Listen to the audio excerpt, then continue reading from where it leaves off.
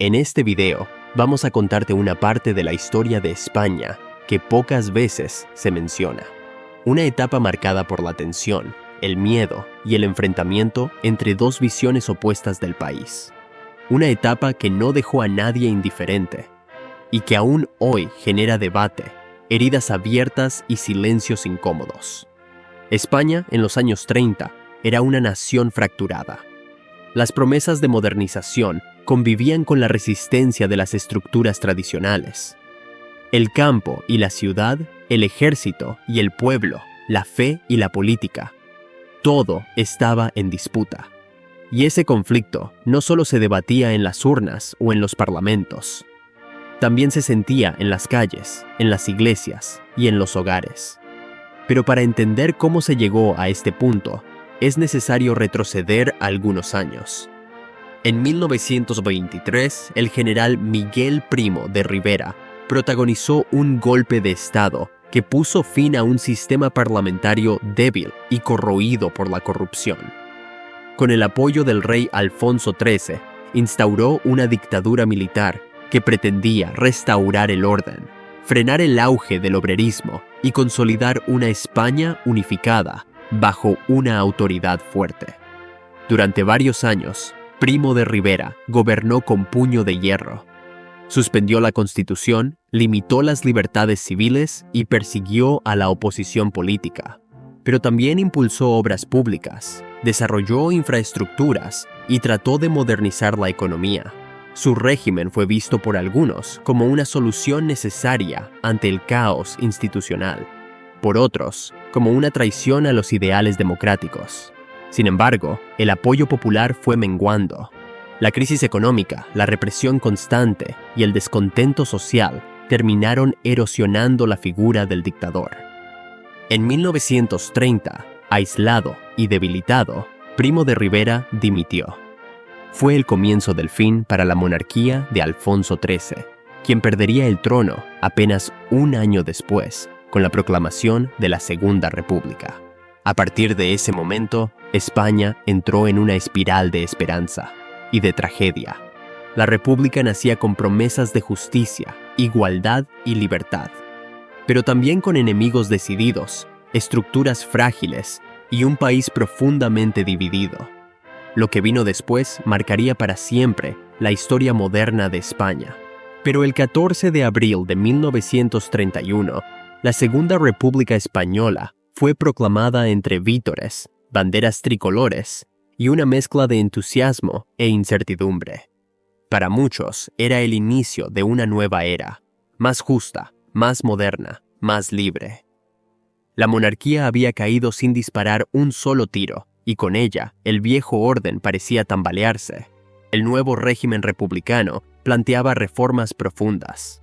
Se abría paso un proyecto ambicioso: educación laica y universal, derechos laborales, autonomía para regiones históricas, igualdad ante la ley. España quería romper con siglos de atraso y desigualdad, pero ese impulso reformista pronto chocaría con los pilares tradicionales del país. Entre ellos, uno sobresalía por su peso histórico, su presencia territorial y su influencia cultural: la Iglesia Católica. La República no tardó en aprobar leyes que limitaron los privilegios de la Iglesia. Se prohibió la financiación pública del clero, se expulsaron órdenes religiosas como la Compañía de Jesús, y se intentó imponer una educación completamente laica. Para los sectores progresistas, era un paso hacia la modernidad. Para los más conservadores, una agresión directa a sus creencias más profundas. La tensión creció rápidamente. En mayo de 1931, apenas un mes después de la proclamación de la República, estallaron violentos disturbios en varias ciudades. Iglesias, conventos y colegios religiosos fueron incendiados. Las imágenes de cruces quemadas, altares destruidos y monjas huyendo entre llamas recorrieron el país. El gobierno intentó contener la situación, pero su respuesta fue tibia. Algunos ministros minimizaron los hechos, otros incluso los justificaron como una reacción comprensible del pueblo contra siglos de poder eclesiástico. Lo que estaba claro es que algo se había roto. Ya no era solo una cuestión política, era cultural, espiritual, identitaria. La República había encendido una llama de esperanza en muchos sectores, pero también de resentimiento y temor en otros. La fractura ya estaba abierta, y lo peor aún estaba por llegar. Porque cuando una sociedad se parte en dos, cuando la política se convierte en trincheras, la historia rara vez termina bien. En febrero de 1936, España votó de nuevo. Las urnas dieron la victoria al Frente Popular, una coalición de partidos de izquierda que prometía profundizar las reformas y hacer frente a la reacción conservadora. Pero la victoria, lejos de calmar los ánimos, desató una tormenta. La derecha denunció fraude electoral. La izquierda, envalentonada, presionó para acelerar los cambios. En las calles se multiplicaron los enfrentamientos, los incendios, los saqueos, las huelgas. El miedo se instaló en los dos bandos, y con el miedo llegó la desconfianza, la violencia y el odio. Mientras tanto, el poder del Estado se debilitaba. Las instituciones eran cuestionadas desde dentro. La policía y el ejército estaban divididos, y en muchas regiones, como Cataluña, empezaban a imponerse comités locales y milicias armadas que actuaban al margen de la ley. Fue en este clima de fractura donde la tensión entre la República y la Iglesia se convirtió en un campo de batalla simbólico. No se trataba ya solo de desacuerdos ideológicos, se estaba construyendo un enemigo, y para algunos sectores radicales, ese enemigo era la religión misma. En los meses que siguieron, los ataques a templos y símbolos religiosos aumentaron, muchas veces con total impunidad, otras con la complicidad silenciosa de las autoridades locales. Las fiestas religiosas dejaron de celebrarse. Las procesiones fueron canceladas. Incluso la Navidad fue suprimida en algunas zonas, acusada de ser un resquicio de la vieja España. Y sin embargo, en medio de todo ese caos, hubo quienes se atrevieron a desobedecer, a resistir, a poner por encima de la ideología, la humanidad. Uno de ellos fue Joan Rovira Roure. En medio de ese clima de polarización, represión y violencia, donde el miedo se había convertido en rutina y la esperanza parecía un lujo del pasado, todavía quedaban personas dispuestas a actuar desde la conciencia. Personas que, a pesar del riesgo, no estaban dispuestas a renunciar del todo a lo que creían justo. Uno de ellos fue Joan Rovira Roure. Joan era abogado del Estado y alcalde de Lérida. Católico, moderado, afiliado a la Liga Regionalista. No era un revolucionario, ni un provocador, pero sí era un hombre con principios firmes. Y en aquel enero de 1936, cuando desde el poder se prohibieron todas las celebraciones religiosas, incluyendo la Navidad y la tradicional cabalgata de los Reyes Magos, Joan tomó una decisión que parecía menor, pero que terminaría costándole la vida. La orden de la Generalitat era clara. Nada de manifestaciones religiosas en espacios públicos. Ningún símbolo que pudiera ser interpretado como ofensivo por los sectores más radicales.